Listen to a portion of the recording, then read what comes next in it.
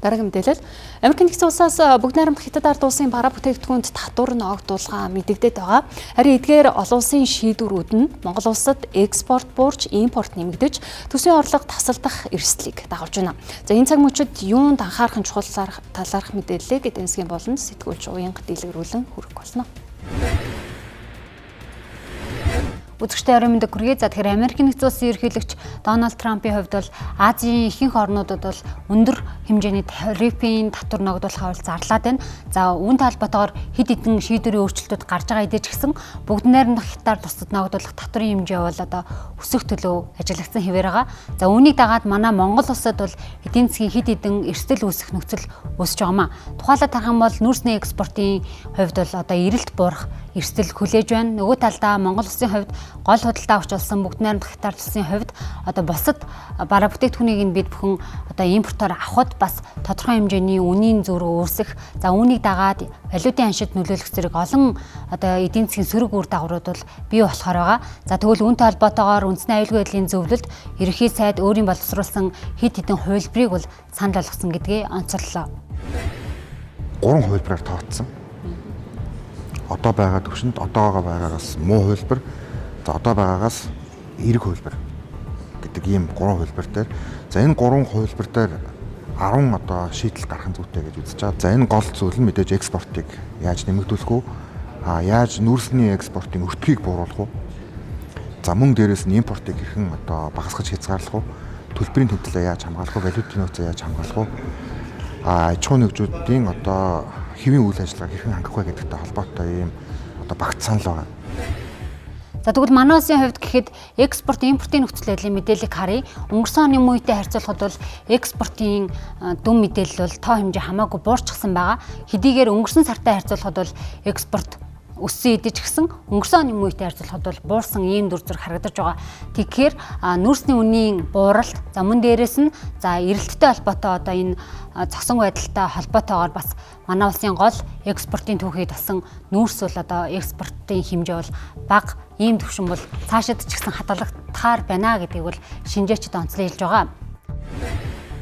Хамгийн одоо нөлөөлөх том сувг бол энэ эрдэс бүтээгдэхүүний үн, дээрээс нь бүгд найрамдах Хятад улсын энэ эдийн засаг манай экспортын хамгийн том одоо нэг зах зээл. Хэдийгээр валютын ханшин дээр дамд байгаа ч гэсэн бидний хувьд энэ олон улсын нөхцөл байдлыг хараад ер нь хангалттай хэмжээний валютын нөөцтэй байх нь бол зайлшгүй шаардлагатай байгаа. Тэгэхээр Төв банкны хувьд бол нэгдүгээр зорилт бол энэ нөөцөө хадгалаад явна. За хоёрдугаарт нь яг хэдийгээр нөөц хадгалах үндсэн зорилт байгаа ч гэсэн нөгөө талдаа бас ханшин дээр тийм том хэмжээний дарамт ирэхгүй болов гэж харж байна.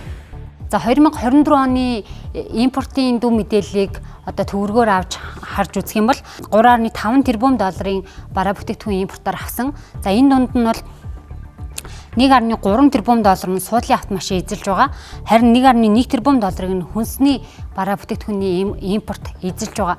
Тэгэхээр цаашид бол манай улсын хувьд энэ суудлын автомашин болон хүнсний бараа бүтээгдэхүүний импорттой холбоотой эдгээр импортыг бууруулах чиглэлд бас анхаарах зүйтэй гэдгийг тэд онцолж байна. Төрийн байгууллагуудын хувьд бол аль хэдийн одоо бас танаж болох, хэмнэж болох зарлуудаас эхнээс нь таньж эхэлж байгаа. Жишээлх юм бол төрийн өмчөд уулуурхайн компаниуд гэхэд нийтдээ 500 гаруй сая долларын хөрөнгө оруулалтаа бол дараа жил болгож хойшлуулсан гэдгийг сангийн сайд мэдээлсэн. За мөн дээрээс нь одоо хэмнэж болох хэмнэлтүүдэд хэмнэж байгаа гэдгийг бас онцолж байсан. Эхний ээлжинд ямар ч байсан төр талаасаа гаргах шийдвэрүүд гаргаад бид 113 мянга орчим байсан одоо тон тутам зардлыг тээврийнх бол 92 байгаа. За ингээд 92-оос доош 90 орчим 90 мянга хүртэл буулгах чадсан. За цаашдаа ч одоо буулгах боломжууд дээр бид ажиллаж байна. Үндэсний статистикийн орооноос авсан 2025 оны эхний 2 сарын одоо экспорт импортын төрөл зүйл мэдээллийг та бүхэнд харуулж байна.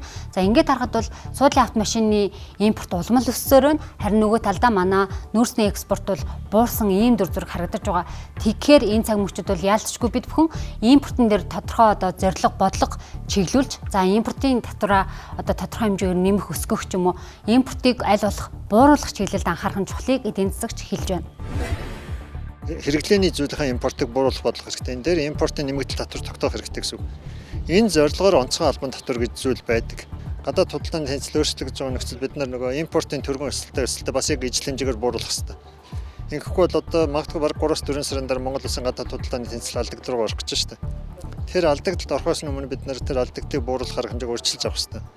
Хамрамсалтаар манай одоо зарим төрийн байгууллагууд засгийн газар энэ дээр маш удаан тэг хөшүүн хориг хандаад байгаа учраас асуудал нь болоод статистик мэдээгээр баталгаажсны дараа арга хэмжээ авах гэдэг шүү дээ. Тэгэх юм бол энэ ямар ч үр дагавар тэр арга хэмжээ авсны үр дагавар гарахгүй.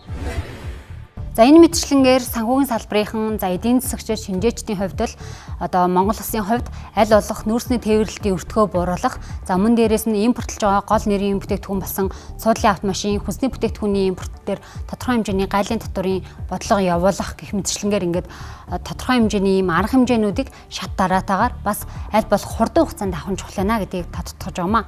Мэдээлэл хүргэлээ.